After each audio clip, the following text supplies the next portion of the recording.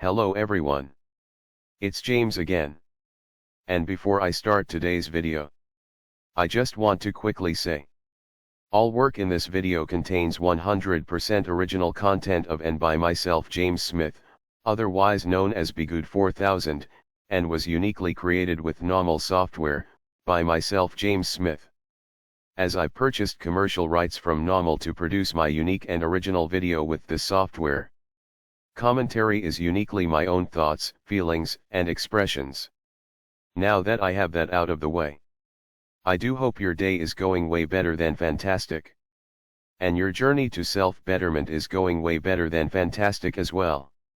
Today, I wanted to talk about a documentary here on YouTube I just watched today. It's fairly short. Maybe about 25 to 30 minutes. So you might be interested to check it out. It's entitled, Living Lonely and Loveless in Japan. And the reason why I wanted to talk about it has more to do with it being very sad indeed.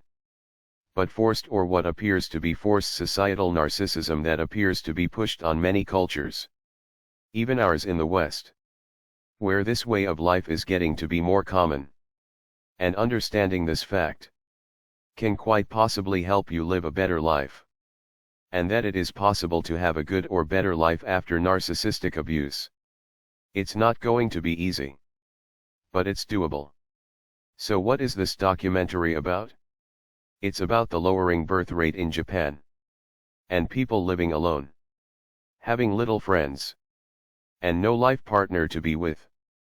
And people literally dying alone in their apartments and no one discovering their bodies for weeks. And how this is an extremely common occurrence. They showed a clean-up crew. Basically two men that take care of cleaning up the apartments of these people that passed away. The one man that seemed to be in charge. He was very saddened by the entire situation. He was respectful and bowed before he would enter their apartment. To give their memory the dignity and respect that they deserved. He spoke about what he was thinking as he was combing through this person's belongings. How they might have lived. And where they were having trouble taking care of themselves. But then as he states, in the apartment next door, life goes on. And you can see it just hit him.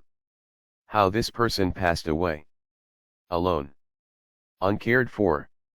While life was just moving on around them.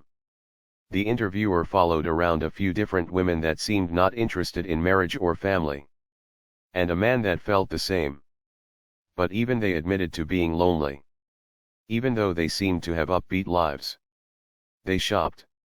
Went to the bars. And seemed to live somewhat of a full life.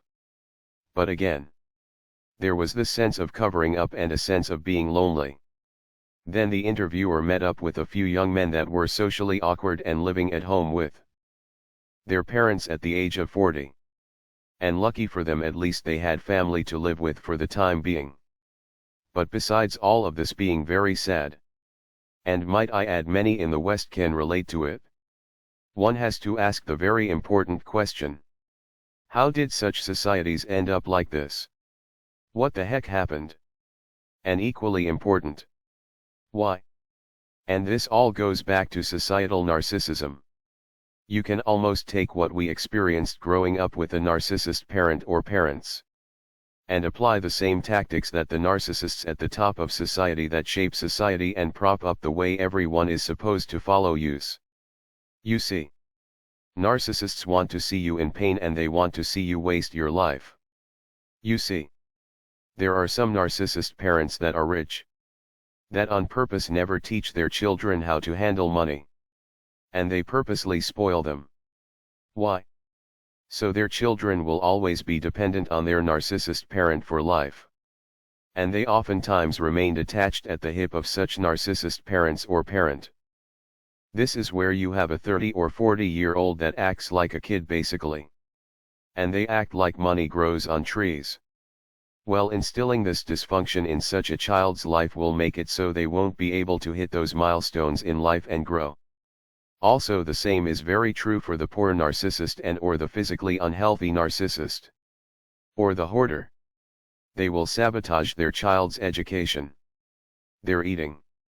and get them into collecting junk too. Also, this narcissist can have someone to feed off of for life. Well, the best way to think about things is the narcissists at the top that run and shape society. They are like the narcissist's parents and or parent. And the people in society are like their children. And this is why I believe you see people literally throwing their lives away and or having no choice or hope in life for anything better. This is how you get a divided society, and a society where people are stuffed in these little cubicle apartments. And the pain that radiates out from these people feeds the narcissists that put them there. It feeds the narcissists that put them there. You see, at the beginning of when technology started to take off around the 1950s, people worked hard. But most people weren't alone. No matter if it were a good, well put together family, or a family full of narcissists. You belonged to a family. Most people had a chance to pair bond and meet someone. If you were an unattractive man, oh well. You met and dated and eventually married an unattractive woman. Yes.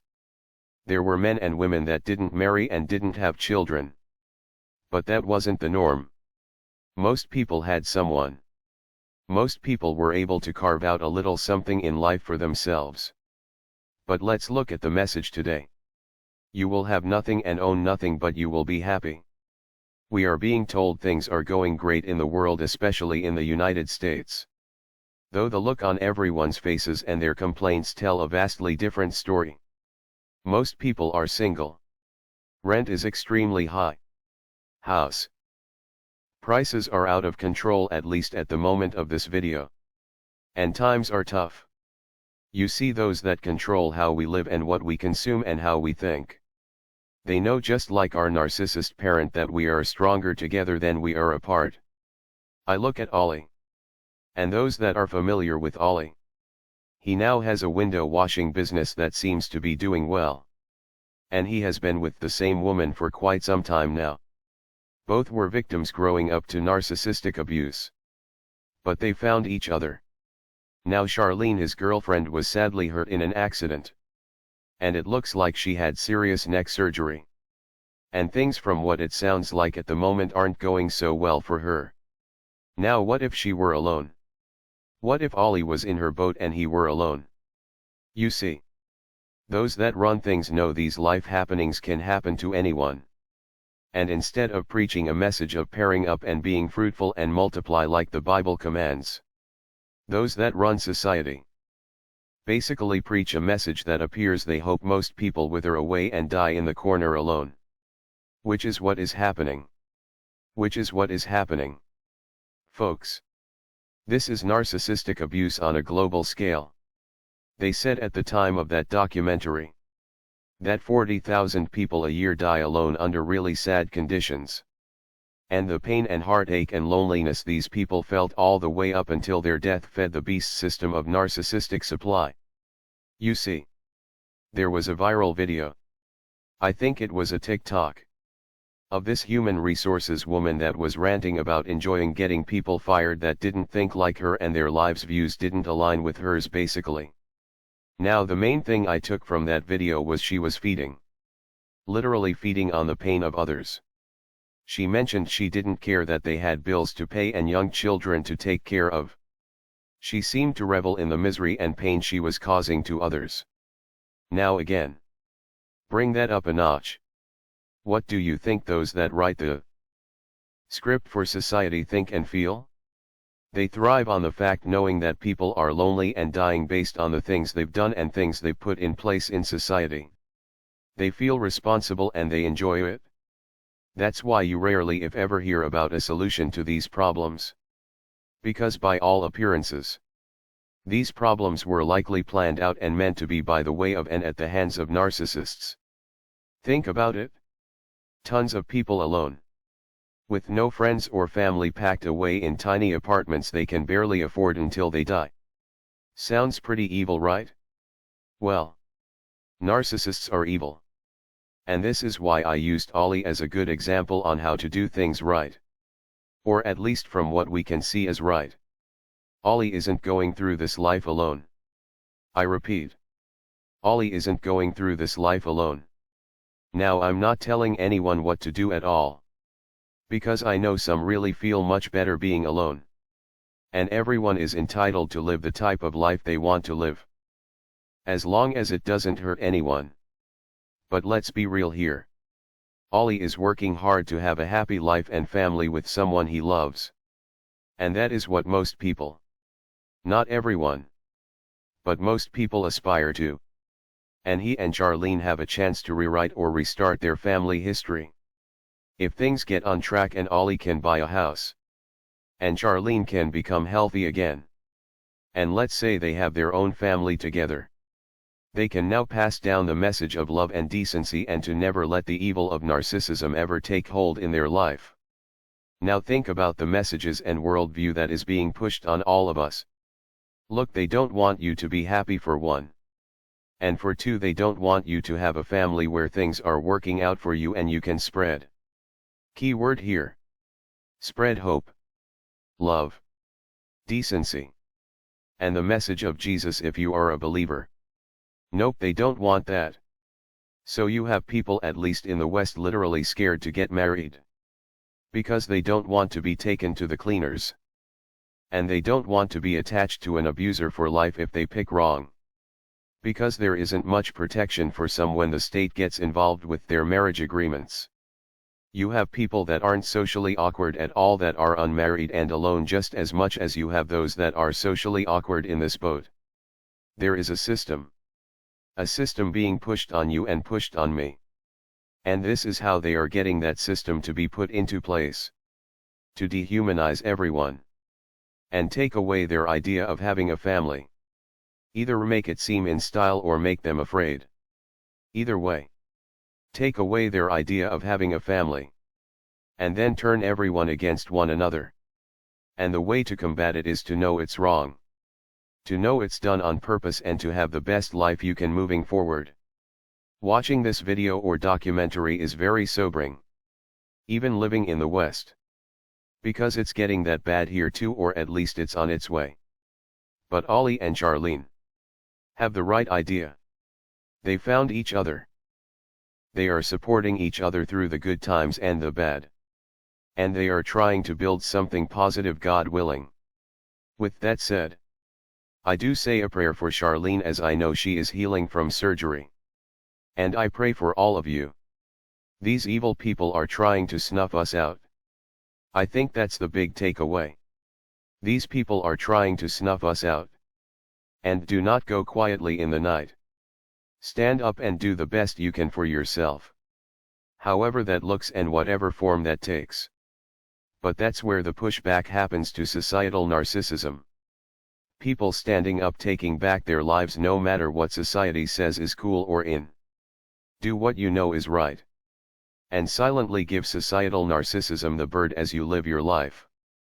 The end of this documentary showed a happy grandfather with his family around him celebrating his birthday, I believe. He did have a few words for a granddaughter that chose the lonely lifestyle. But nonetheless in his wisdom, said, if Japan keeps going through this route there won't be a country left. And he's right. And he said he wasn't going to die an unhappy man alone with no one. He seemed happy and well loved. And that's what we all should have if you want to have it. But the narcissists of the world don't want us to have it. And they will do all they can to prevent us from having it. This is where we have to stand up and do our best to live the life that we were meant to have. The life God has given to us. Well, that's all I have for today. I do hope your day is blessed. And until next time. Bye for now. And be good to yourself.